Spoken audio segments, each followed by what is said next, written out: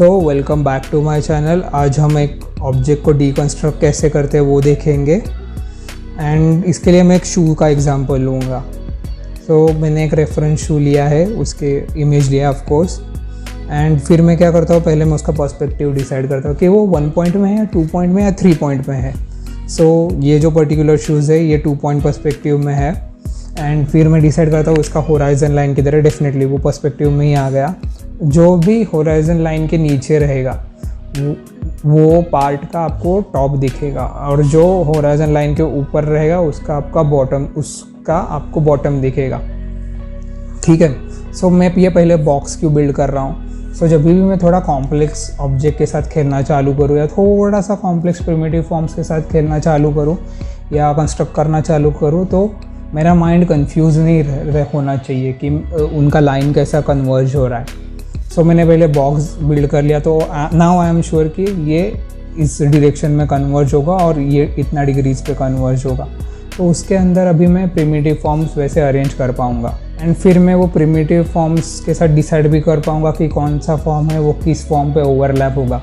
अगर मैंने बॉक्स ही नहीं ड्रॉ किया फिर भी I can draw, but it is like I am trying to solve 2 or 3 problems at a time and उससे क्या होगा, उससे ड्राइंग प्रोसेस लेंदी हो जाएगा, उससे वो चीज़ें जम्बल्ड अप हो जाएंगी और जो आउटपुट रहेगा वो क्लियर नहीं रहेगा। Like I will be not be sure कि मुझे यही आउटपुट चाहिए या नहीं।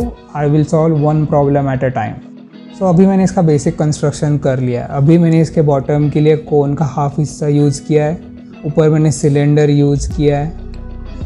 जो मेरा बीच का हिस्सा है उसमें मैंने स्क्यूड वाला क्यूब यूज़ किया है एंड जो आगे का हिस्सा है उसके लिए भी मैंने कोन ही यूज़ किया है और कोन का बॉटम यूज़ करके उसको बीच में से काट दिया है। मुझे वो एक फॉर्म मिला एंड फिर मैंने उसमें थोड़ा सा बेवल ऐड कर दिया, थोड़ा राउंडनेस ऐड कर दिया वो फॉर्म में। एंड एक अच्छा ड्राइंग वो नहीं होता कि जिसमें आपको सिर्फ पूरा हाईलाइट्स और डिटेल्स दिखे, एकदम बहुत डेकोरेशन दिखे। लाइक आई थिंक कि एक अच्छा ड्राइंग वो है जो फंडामेंटली अच्छा है। It don't have to be a representational और photo realistic drawing.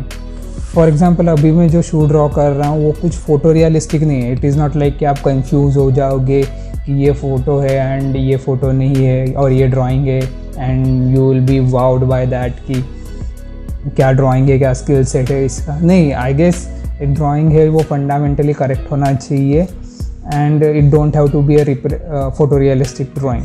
It can be a lines but जो फंडामेंटल्स के साथ अधेर करके चले। Even if it is a minimalistic drawing, अगर वो फंडामेंटल वाइज करेक्टली है, वो पर्सपेक्टिव उसका प्रॉपर है, उसका कंस्ट्रक्शन प्रॉपर है, उसका जेस्चर प्रॉपर है, तो I think that is a good drawing. It don't have to be a photo realistic drawing. And actually मैं ये ड्राइंग वाला इमेज ऐड भी नहीं करने वाला था, but I added this to just for the sake कि कुछ लोगों को ड्राइंग देखना रहता है कि एंड में कैसा टर्न आउट होता है। उसके लिए मैंने ऐड कर दिया just for rough sketch.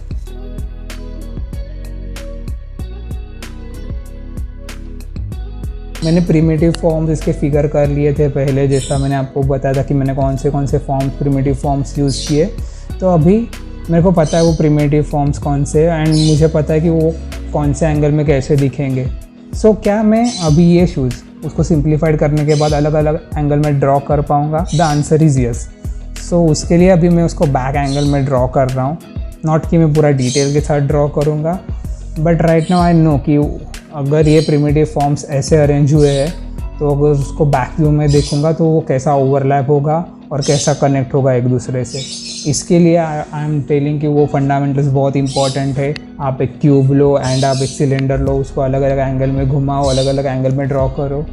But जब भी मैं एडवाइस किसी को देता हूँ, दे वर लाइक कि ये तो आता ही है मुझे, like I can make a beautiful pictures, like you know I can make portraits, I can make landscapes, so I don't need to study this. And बचपन से हमको भी यही सिखाया गया है कि एक अच्छा ड्राइंग है वो अच्छा दिखना इम्पॉर्टेंट है। ऑफकोर्स वो एक अच्छा दिखना इम्पॉर्टेंट है, पर ये आपका रियाज़ है। लाइक एक सिंगर कैसा रियाज़ करता है एंड जब ही हैव टू परफॉर्म वो बहुत अच्छे से गाता है एंड वो अच्छे से गा पाता है क्योंकि उसका जो सारा मिस्टेक्स है, जो लर्निंग प्रोसेस है, वो उसके रियाज़ के टाइम उसने किया है। एंड रियाज़ करते वक्त आपको फंडामेंटल्स ही स्टडी करने पड़ेंगे। ऐसा नहीं कि आप ब्यूटीफुल ड्राइंग बनाओगे तो आप उससे बहुत कुछ सीख पाओगे।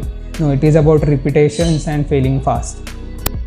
एंड वो फंडामेंटल अगर आप स्किप कर दोगे तो it is like you are just adding a details, और वो डिटेल्स में कोई कंस्ट्रक्शन नहीं है। इट इज़ लाइक अगर आपने केक बना दिया एंड आपने सिर्फ आइसिंग सीखा है, इट इज़ लाइक समझो आपने एक फ्लैट सरफेस लिया है। Drawing is all about creating 3D drawings और 3D images on a 2D surface.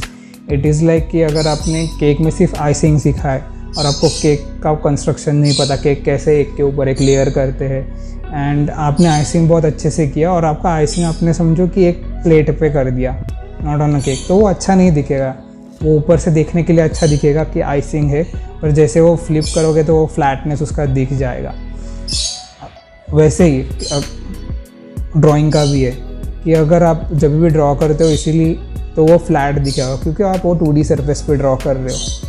And 3D draw करना, इट इज़ नॉट अबाउट कि आपको इल्यूजन क्रिएट करना कि वो चीज़ एक टनल में से बाहर आ रही है तो किसी के फेस पे आ रही है, या फिर ऐसा लग रहा है कि वो बाहर आ रही है चीज़। It is not about that creating an illusion, it is about creating an object जो 3 डिमेंशनल फील हो। लाइक अगर आप एक कैरेक्टर भी ड्रॉ कर रहे हो लाइक 3/4 पर्सपेक्टिव में, तो वो कैरेक्टर का रैपिंग लाइन्स, उसको फॉर्म्स को दिख के आना चाहिए।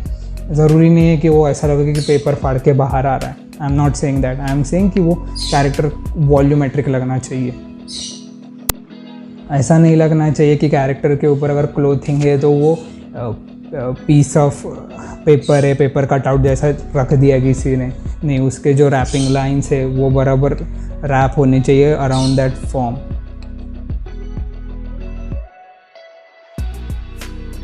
And it is not about only character, ऐसा ज़रूरी नहीं कि ये कैरेक्टर के लिए बोल रहा हूँ मैंने जस्ट कैरेक्टर का एग्जांपल दिया। पर जब भी आप कौन सा भी ड्राइंग करोगे, तभी अगर आप वो फंडामेंटल सीख लोगे तो आप कौन सा भी ड्राइंग कर पाओगे।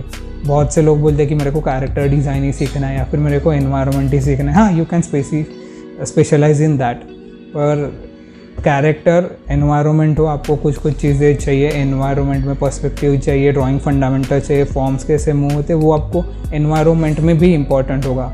जेस्चर ड्राइंग एनवायरनमेंट में भी इंपॉर्टेंट है, क्योंकि बहुत सी बार क्या होता है हम ट्रीज़ ड्रॉ करते हैं और वो ट्रीज़ स्टिफ हो जाते हैं, तो उधर हमें जेस्चर ड्राइंग इंपॉर्टेंट होता है उसके लिए। एंड ट्रीज़ का भी इवन दो वो उसका एक डेफिनेटली ये नहीं है कि ऐसा ही ट्री रहता है, और उसमें भी फॉर्म्स है। लाइक वो ट्री राउंड है, लाइक उसका जो ये है वाइन्स है या फिर जो भी ब्रांचेस है उसको भी even though they are just stick, पर उसको भी एक वॉल्यूम है। ऐसा नहीं रहता कि एक फ्लैट स्टिक जैसे रहते।